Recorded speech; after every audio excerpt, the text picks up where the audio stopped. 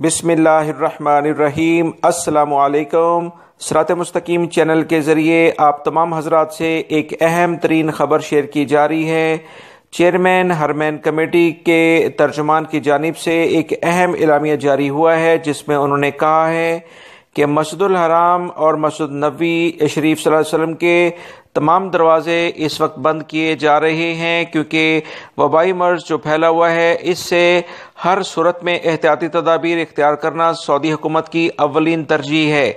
इसी बुनियाद पर एक एलामिया जारी करके बताया है कि सिर्फ एक दरवाज़ा इन मसाजिद का खुला रहेगा, जहां पर इंतज़ामिया के कुछ अफराद आ जा सकेंगे। मज़ीद तमाम बाकी अफराद के लिए ये मस्जिद को भी फिल वक्त बंद किया जाएगा, ताकि सेहत के असूलों के मुताबिक जो अहम तरीन एहतियाती तदाबीर हैं वो इख्तियार कर ली जाए।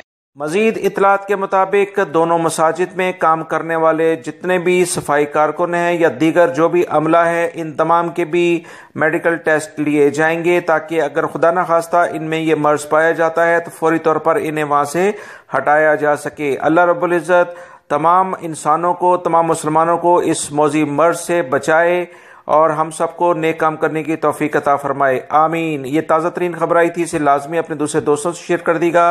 मेरी वीडियोस को लाजमी देखते रहें। अस्सलामु अलैकुम।